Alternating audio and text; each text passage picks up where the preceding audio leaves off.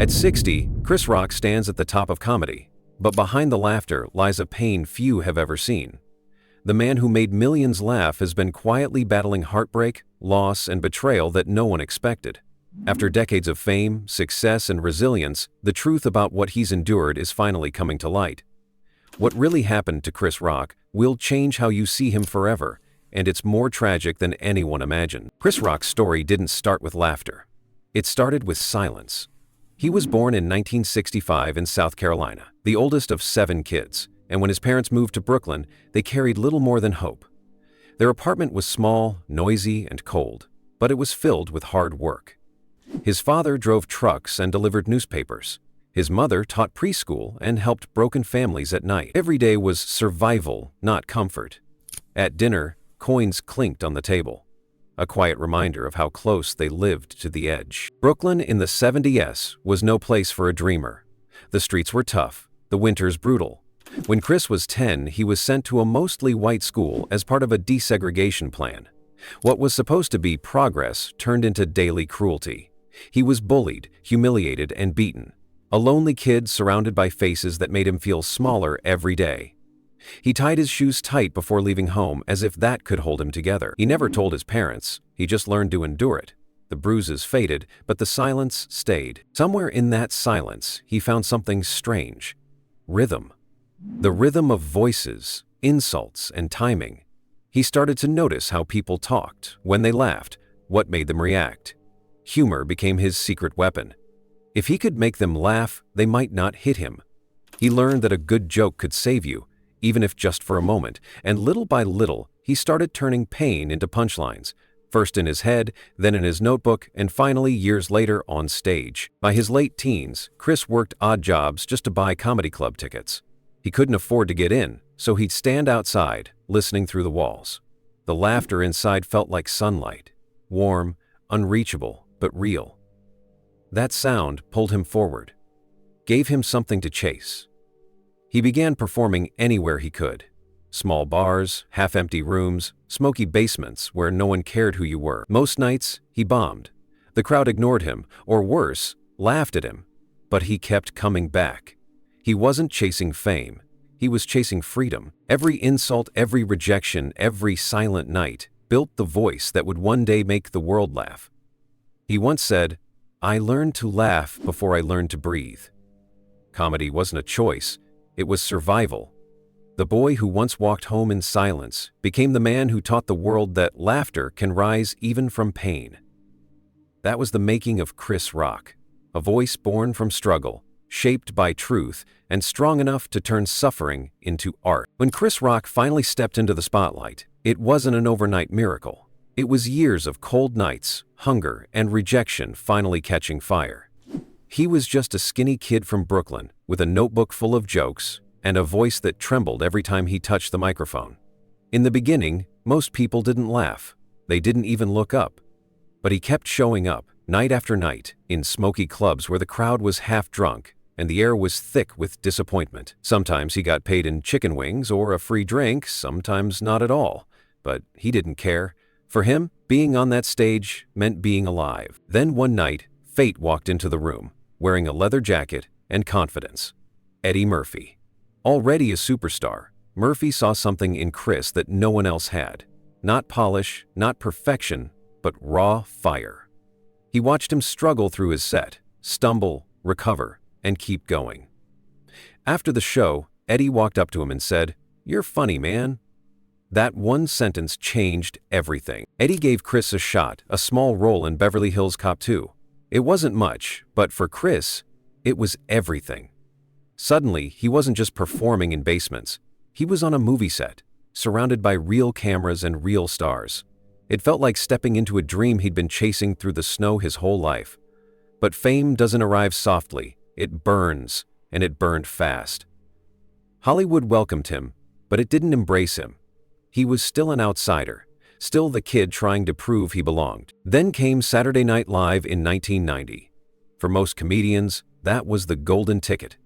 But for Chris, it was more like boot camp. Every week was a fight against deadlines, against fear, against invisibility. The SNL writers' room was chaos. Everyone wanted their sketch on air, Everyone wanted the laugh. Chris had to fight for every second of screen time, for every word that came out of his mouth. "You either kill or you die," he said later, and most of us died before we learned how to kill. He was learning how to survive in a world that chewed people up and forgot their names. After SNL ended, the silence came again. No phone calls, no scripts, no spotlight. He had tasted success, but now he was back to square one. Broke, uncertain, and scared.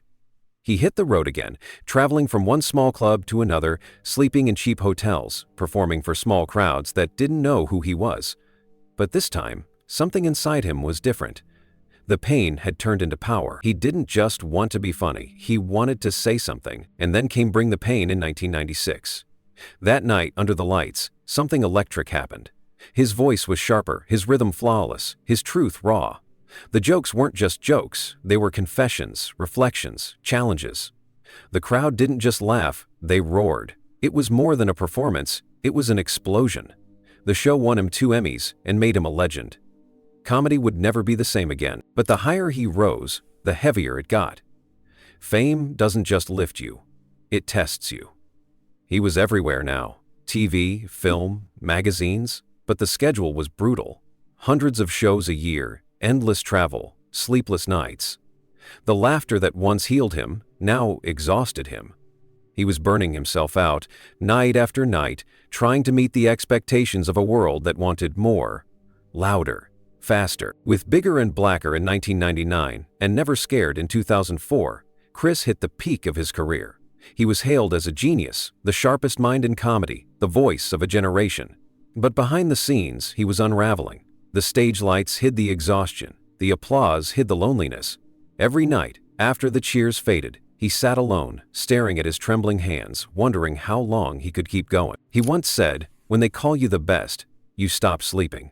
Because what if they find out you're not?" That fear haunted him. It followed him into every green room, every plane ride, every sleepless night in a hotel far from home. He was living his dream, but it felt like a cage made of gold. Then came television again. The Chris Rock Show, from 1997 to 2000. It gave him a new weapon, truth. He grilled politicians and celebrities with wit so sharp it left scars. But the truth cuts both ways. Being honest on that level takes a toll. It's draining to always be the one holding up the mirror. And when Everybody Hates Chris came in 2005, he turned his childhood pain into something the world could laugh with. It was brilliant, but it came from wounds that still hurt. "The show made people laugh," he said, "but it kept me awake at night." Hollywood started to change, and so did Chris. His films didn't always land. Head of State, I Think I Love My Wife. They made money, but didn't feed his soul.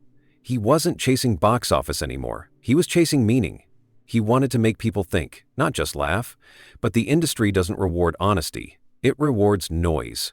So he found himself at a crossroads. Too big to start over, too restless to stop. When Netflix came calling in 2016, offering him $40 million, 0 cents for 2 specials, he didn't see it as a comeback. He saw it as a resurrection. In Tambourine, 2018, the lights dimmed, the jokes slowed, and for the first time, he wasn't hiding behind the punchlines. He talked about failure, marriage, fear, and the audience didn't just laugh, they listened. The laughter was softer, more human, almost healing. Then, in 2023, selective outrage took that honesty even further. The world was waiting for him to explode, to get angry, to tear people apart. Instead, he chose grace. He turned pain into poetry, humiliation into humor, truth into power. And as the world watched, it became clear Chris Rock wasn't performing anymore. He was confessing. But even with all the success, the trophies and the glory, there was always a cost. Greatness isn't free. It takes your sleep, your peace, your relationships. It demands everything and gives back applause, beautiful, fleeting, and empty when the curtain falls. Chris had learned that the hardest part of fame wasn't getting there. It was staying human once you did. He used to say, "You don't make it in this business, you survive it." And that's what he did. Through every storm, every sleepless night, every broken piece of himself, he survived. The fire that once burned to prove himself now burned to tell the truth. Because for Chris Rock, greatness wasn't about being untouchable. It was about walking through the fire, getting burned, and still stepping back on stage, not just to make people laugh, but to remind them that pain can be turned into light. Behind all the lights, trophies, and laughter, Chris Rock's life was shaped by something far quieter: loss. It's the part of his story that never made the headlines, but it's the one that defined him the most. For every moment he made the world laugh, there was another when he sat in silence, trying to remember how to breathe through the pain. Fame gave him a microphone, but life gave him the lessons that filled it. The first crack appeared long before the fame. His father, Julius Rock, was his hero, a man who never complained, never stopped working, never let his kids see him tired. Julius drove trucks by day and delivered newspapers at night. His hands were rough, his back was sore, but his pride was unshakable. He didn't say "I love you" often, he showed it. Through work, through sacrifice, through the simple act of coming home every night, Chris worshipped him. Everything he learned about discipline, responsibility, and survival came from that man. Then, in 1988, when Chris was just 23, the phone rang. His father had gone in for what was supposed to be a simple ulcer surgery. No one thought it was serious. But something went wrong. The strong man who had carried his family through every storm was suddenly gone. Just like that. Chris rushed to the hospital, but he was too late. The man who had built his world was lying still under a white sheet. The smell of disinfectant filled the air. The silence was unbearable. He said later, "When my father died, part of me died too." He had been chasing success so hard that he never realized how much he wanted his dad to see it. Every show, every joke, every paycheck, it had all been leading to the day he could finally say, "Look, Dad, I made it." And now that day would never come. That loss stayed with him for years. It turned into fuel, yes, but also into something heavier: guilt. He threw himself into work, trying to fill the emptiness with applause, but no sound could match the silence his father left behind. Years later, another call came. This time it was about his half-brother Charles. Charles had been fighting alcoholism for years, a quiet battle he never wanted to talk about. He was private, proud, the kind of man who carried his pain quietly until it crushed him. Chris tried to help, called him, made jokes, anything to keep him close. But addiction is a kind of ghost. It steals people piece by piece until they disappear. When Charles died in 2006, it was another hole in Chris's heart. No red carpets, no awards, no money could make that hurt smaller. It wasn't loud grief, it was quiet, the kind that lingers in the background of every laugh. Those losses changed him. His comedy started to sound different, slower, deeper, more honest. He stopped using jokes to hide his pain and started using them to understand it. He once said, "I've seen what happens when men don't talk about their pain, so now I make mine talk for me." That line wasn't written for a show. It was a survival plan. But pain doesn't only come from death. Sometimes it comes from love that falls apart. In 1994, Chris met Malak Compton. Calm, kind, the opposite of everything Hollywood represented. She wasn't dazzled by fame, she cared about purpose. She grounded him. In her, he found stillness, the kind he'd never had growing up. They married in 1996 and built a home full of laughter, warmth, and love. When their daughters, Lola and Zara, were born, he felt something new. "Peace," he said. "For the first time in my life, I didn't want to be funny, I just wanted to be there." For years it seemed perfect: a quiet home, happy kids, a strong marriage. But fame has a way of finding the cracks and making them wider. The constant travel, the endless shows, the pressure to stay relevant. It all began to pull him away from home. He missed birthdays, school plays, family dinners. And even when he was home, part of him wasn't really there. Then came what he called his greatest failure. He cheated. Not once, but more than once. He admitted it publicly later, not as an excuse, but as a confession. "I wasn't a good husband," he said. "That's nobody's fault but mine."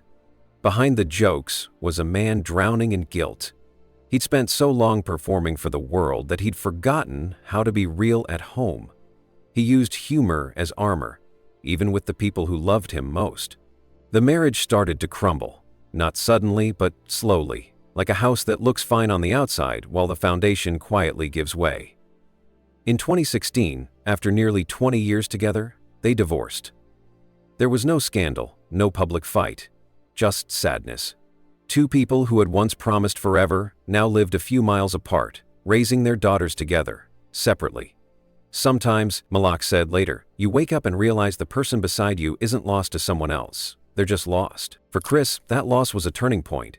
He could have buried it like all the others, but this time he faced it. He went to therapy, not for fame, not for image, but for himself. I had to learn how to listen, he said. How to stop turning everything into a joke. It was the first time in his life that he allowed himself to be uncomfortable, to sit in the silence without trying to fill it with laughter. Therapy became his new stage, a place to tell the truth, not for applause, but for healing. He started rebuilding from the inside out. He focused on being a father, not a performer. He showed up for recitals, for school runs, for small moments that didn't need cameras. When his daughters got older, he told them stories about mistakes, not victories. He wanted them to understand that strength doesn't come from perfection, but from honesty. Over time, the pain turned into peace. His comedy changed again, more reflective, more human. The sharp edges softened, replaced by wisdom. He stopped trying to be the funniest man in the room and started trying to be the most honest. He found grace not in success, but in survival. He once said, "It's easy to make the world laugh. It's hard to be kind at home." That line says everything about the man he became. He learned that love isn't about keeping things perfect. It's about staying when it's messy, about showing up even after you fail. Redemption didn't come through applause. It came through humility. Chris Rock lost his father, his brother, his marriage, and yet, through it all, he found something most people spend a lifetime chasing: peace. The cracks beneath the laughter never disappeared, but instead of hiding them, he let the light through. Because in the end, that's what real strength looks like. Not pretending to be unbreakable, but learning how to shine through the broken parts. By the time Chris Rock reached 60, the fire that had once driven him had softened into something quieter. Peace. It wasn't the kind of peace you find after an easy life, but the kind that comes after you've survived the storms, faced your demons, and finally stopped running from yourself. The laughter that once came sharp and fast now carried a different rhythm, slower, warmer, wiser. It wasn't about proving anything anymore. It was about understanding, about grace. He had spent decades turning pain into performance, turning silence into sound. But somewhere along the way, the spotlight stopped feeling like salvation. After the Oscars night that shook the world, when millions watched him stand still after being slapped on live television, Chris didn't respond with anger. He didn't fight back. He just stood there, calm, grounded, quiet. That moment became more than a meme or a headline. That moment became more than a meme or a headline. It became a symbol of restraint, of dignity, of a man who had learned that sometimes the loudest strength is silence. In the months that followed, the world screamed opinions from every direction. The internet burned with noise. But Chris stayed still. He said nothing. That silence wasn't weakness, it was mastery. "You don't fight fire with fire," he said later. "You wait for the smoke to clear, then you rebuild." That was who he had become. A man who no longer needed to win the argument, only the peace. When he finally did speak, it wasn't to attack or to shame. It was to tell the truth his way, through comedy, through honesty, through grace. In Selective Outrage 2023, he took the pain, the humiliation, and the chaos of that night and turned it into art. The jokes cut deep, but they weren't cruel. The laughter in the room wasn't wild, it was healing. You could feel the audience exhale like they'd been holding their breath since that night. Chris stood there, steady and sure, not as a victim, but as a man who had turned the worst moment of his life into something powerful. That was his redemption, not revenge, but peace. At home, life had found a gentler rhythm. His daughters, Lola and Zara, were grown now, smart, strong, and kind. Lola studied in Paris, chasing art and freedom, while Zara stayed closer to home, following her mother's path in humanitarian work. Chris's relationship with them wasn't built on perfection, but presence. "My daughters," he said, "are the only standing ovations that still matter." That line said it all. Fame had given him everything, but fatherhood gave him meaning. He learned to enjoy the small things, cooking at home, walking his dog, calling old friends just to talk. Sometimes he'd sneak into small comedy clubs in New York unannounced, take the mic, and just talk. No cameras, no Netflix deals, no pressure. Just truth and laughter. "When it's good," he said once, It feels like breathing." The crowd didn't see a legend, they saw a man still in love with his craft. Humble, present, grateful. Therapy had become a lifelong practice for him. It wasn't about fixing himself anymore, but about staying grounded. "You don't heal once," he said. "You keep healing." He talked openly about being diagnosed with NVLD, nonverbal learning disorder, and how it made communication difficult for him. Instead of hiding it, he owned it. He joked about it on stage, not to mock himself, but to show others that imperfection isn't something to hide from. "I used to think I was bad at people," he laughed. "Turns out I'm neurologically bad at people." That honesty made people love him even more. His home in Alpine, New Jersey, became his quiet retreat, a 10,000 square foot sanctuary surrounded by green and sunlight. The walls weren't filled with awards, but with photos. His daughters as kids, his late father, his friends who'd passed, Bernie Mac, Chris Farley, his brother Charles. Every picture was a reminder that the best parts of his life weren't about fame, but about connection. He often visited Brooklyn, too, the old neighborhood that had shaped him. He still owned his first real home there, a small carriage house that he never sold. "It reminds me where I started," he said. Sometimes he'd walk the same cracked sidewalks he once walked as a scared kid, back when laughter was his only shield. Now, when he walked, it was with gratitude. The city that once felt like war now felt like memory, a place that had broken him and built him all at once. Chris never stopped working, but the work had changed. It wasn't about chasing the next big thing, it was about meaning. In 2024, he returned to one of his earliest loves, Everybody Hates Chris, reimagined as an animated series called Everybody Still Hates Chris.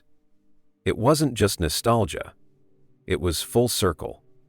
The show reminded the world and himself where he came from. It was funny, sharp, and full of heart, but this time it carried the wisdom of a man who had lived through everything and come out whole. He also began working on a deeply personal film project, one that explored forgiveness, love, and truth. Those who've seen early cuts say it feels like his soul on screen. "You don't retire from truth," he said. "You just find new ways to tell it." That's what he'd been doing all along, finding new ways to turn pain into something that could help others see themselves a little clearer. Even his success began to look different. His net worth, now around $60 million, 0 cents, didn't impress him much. "Peace," he said simply. "That's the real wealth." He gave quietly, to schools, charities, women's causes, to his ex-wife's foundation, Styleworks.